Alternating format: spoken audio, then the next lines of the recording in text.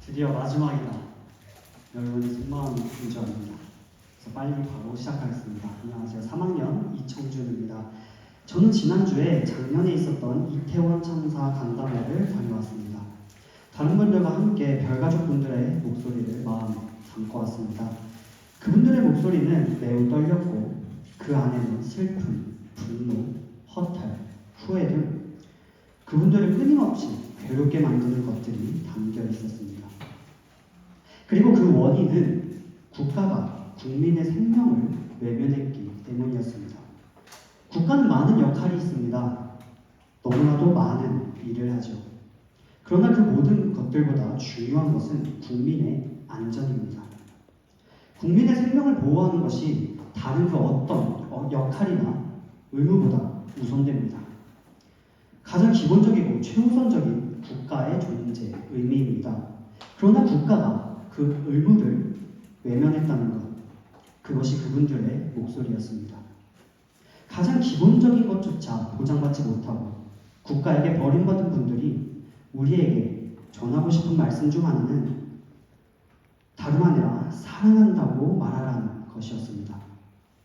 자신처럼 그 기회를 잃고 나서야 후회하지 말고 사랑하는 사람들에게 사랑한다고 충분히 말하라는 것이었습니다. 그래서 저는 그날 바로 부모님께 전화를 드려 간담회에서 있었던 이야기들과 함께 사랑한다고 말했습니다. 평소에 너무 바빠서 용건 없는 전화는 바쁘니까 다음에 하자 라는 말과 함께 끊었던 아버지인지라 여느 부자 관계처럼 아버지와 대화하면 그 끝이 좋지 않고 대화를 꺼리게 되던 저였어서 아버지께 전화드리기 망설였지만 아버지께 사랑한다고 했을 때 아버지는 그 어느 때보다 기뻐하셨습니다. 어느 정도냐면 다음날 아침 거의 새벽이었습니다. 일어나자마자 가족 톡방에 장문에 글을 올리며 제가 사랑한다고 2번이나 말했다고 그 무섭고 말도 안 통하고 가족보다 자기 일이 중요해 보이던 아버지가 아들이 전화해서 사랑한다고 했다고 우셨대요. 우리는 모두 다릅니다. 생김새뿐만 아니라 성격, 한 사람 한 사람이 살고 있는 세계도 다릅니다. 하지만 우리는 모두 사랑하고 싶어하고 사랑받고 싶어합니다. 사랑한다는 말을 할 기회를 잃어서 울고 사랑한다는 말을 들어서 웁니다.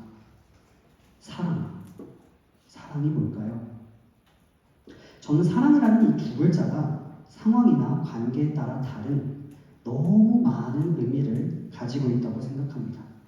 하지만 그 모든 의미들의 본질, 곧 그 안에 공통적으로 담겨있는 성질은 하나님의 사랑이라고 생각합니다. 말씀 나눈 제 주제였죠. 하나님의 사랑. 그래서 하나님의 사랑은 뭘까요? 부모님의 사랑, 연인 간의 사랑, 많고 많은 사랑 중에 하나님의 사랑이 무엇이 다를까요? 어떤 사랑을 하나님의 사랑이라고 부를까요? 저도 모르겠어서 성서는 하나님의 사랑이 어떤 사랑이라고 말하는지 한번 찾아봤습니다. 먼저 구약 성서를 보면 시편 33편 5절 말씀입니다. 그는 공의와 정의를 사랑하시며 세상에는 여호와의 인자하심이 충만하도다. 공의와 정의. 하나님의 사랑은 공의와 정의로 나타난다는 것입니다. 우리는 이 공의와 정의가 없을 때 하나님을 찾습니다. 정의는 땅에 떨어지고 악이 판치는 세상을 바라볼 때 우리는 주님께 부르짖습니다.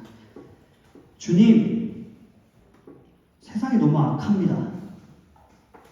억울하게 죽어가는 사람들이 너무 많습니다. 열심히 일했기 때문에, 명령에 따랐기 때문에, 남을 믿었기 때문에, 법을 모르기 때문에, 힘이 없기 때문에, 이 국가를 믿었기 때문에 죽어야 했습니다. 열심히 일하는 것이 죄입니까? 군인으로서 명령에 복종하는 것이, 국가를, 사람을 믿는 것이, 법을 모르고 힘이 없는 것이 죄입니까? 이렇게 기도드리다 보면 이런 의문이 생기면서 하나님을 원망할 수도 있습니다. 주님은 그들을 사랑하시지 않으셨습니까? 주님의 공의와 정의는 도대체 어디에 있습니까? 왜 그들을 버리셨습니까? 지금 이 시간 이런 원망 섞인 물음에 대한 답을 찾아 돌아가시기를 소망합니다. 우리가 이 물음의 답을 얻기 위해서는 하나님의 사랑, 곧 공의와 정의가 드러나게 되는 그 과정을 살펴보아야 합니다. 그리고 그 답을 이번에는 신약 성서에서 찾아보려 합니다. 요한복음 14장 15절 말씀입니다. 너희가 나를 사랑하면 나의 계명을 지키리라. 우리 그리스도인들은 너무나도 쉽게 이렇게 고백합니다. 하나님 사랑합니다. 찬양도 별 생각 없이 그저 적힌 가사를 그냥 부릅니다. 사랑합니다 나의 예수님, 사랑합니다 아주 많이. 이렇게 예수님을 사랑한다고 고백하는데 그런 우리에게 예수님께서 말씀하십니다. 너희가 나를 사랑하면 나의 계명을 지키리라. 내가 하나님을 사랑한다는 뜻은 하나님의 계명을 지킨다는 뜻과 동일하다는 말씀입니다. 예수님께서는 요한복음 14장 21절에서 이렇게 말씀하십니다. 나의 계명을 지키는 자라야 나를 사랑하는 자니. 그럼 우리는 이런 물음을 가지게 됩니다. 하나님의 계명을 지키라는 말씀은 율법을 지키라는 의미인가? 라고 하는 우리에게 예수님께서 그 계명이 무엇인지까지 알려주십니다. 요한복음 15장 12절 말씀입니다. 내 계명은 곧 내가 너희를 사랑한 것 같이 너희도 서로 사랑하라 하는 이것이니라. 어떻게 사랑하라고요? 하나님께서 우리를 사랑하신 것 같이 우리도 서로 사랑하라고 하셨습니다. 다시 말해서 우리의 사랑이 하나님의 사랑 같아야 한다는 거예요. 반대로 말하면 하나님의 사랑은 우리가 서로 사랑할 때 그 안에 있는 사랑입니다. 우리는 같은 말씀에서 또 하나의 하나님 사랑의 특징을 발견할 수 있습니다. 한 번 더 봉독하겠습니다. 요한복음 15장 12절 말씀입니다. 내 계명은 곧 내가 너희를 사랑한 것 같이 너희도 서로 사랑하라 하는 이것입니다. 한 사람의 개인의 입장에서 이 말씀에 드러난 사랑의 방향을 한번 볼까요? 내가 너희를 사랑한 것 같이 하나님께로부터 나에게 왔고 너희도 서로 사랑하라. 나로부터 다른 사람으로 갑니다. 즉 하나님의 사랑은 나를 거쳐서 결국 타인에게 향하는 사랑입니다. 마태복음은 이것을 더욱 강조합니다. 마태복음 22장 37절에서 40절 말씀 봉독하겠습니다. 예수께서 이르시되 내 마음을 다하고 목숨을 다하고 뜻을 다하여 주 너의 하나님을 사랑하라 하셨으니 이것이 크고 첫째 되는 계명이요 둘째도 그와 같으니 내 이웃을 내 자신같이 사랑하셨으니 이 두 계명이 온 율법과 선지자의 강령이니라. 여기서 핵심은 39절인데 그중 그와 같으니, 이 그와 같다라는 말은 헬라어로 호모이아우티인데 직역하면 그녀와 동일하다 라는 뜻입니다. 여기서 그녀란 여성 명사 단수인 헤엠돌레 38절에 크고 첫째 되는 계명을 가리킵니다. 즉 두 계명이 동일한 계명이라는 뜻입니다. 다시 말해서 예수님께서는 가장 큰 계명, 가장 중요한 것은 하나님을 사랑하는 것인데 이는 곧 내 이웃을 내 자신과 같이 사랑하는 것과 똑같다고 말씀하시는 것입니다. 다시 한번 저와 여러분께 질문 드리고 싶습니다. 주님을 사랑하시나요? 그럼 내 이웃을 사랑하시나요? 정말요? 내 자신같이,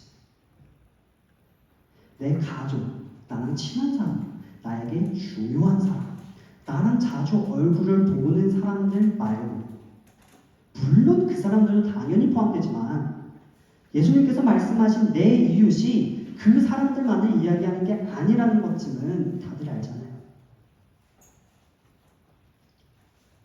우리가 공의와 정의를 부르짖게 만들었던 그 죽어간 사람들, 그리고 지금도 죽어가고 있는 사람들, 하나님의 사랑이, 하나님의 공의와 정의가 누구보다 절실한 그 사람들이 우리의 이웃이잖아요.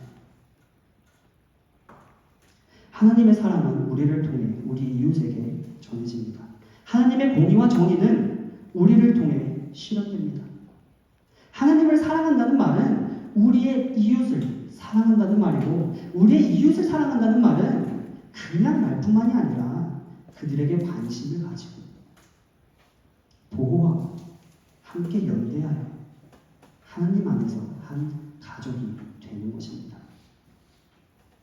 하나님의 사랑을 가득하여서 하나님을, 우리의 이웃을 마음과 목숨과 뜻을 다하여 사랑하는 저와 여러분이 되기를 소망합니다. 마지막으로 예수님께서 우리에게 주신 말씀 요한복음 13장 34절을 나누고 마치겠습니다. 새 계명을 너희에게 주노니 서로 사랑하라. 내가 너희를 사랑한 것 같이 너희도 서로 사랑하라. 감사합니다.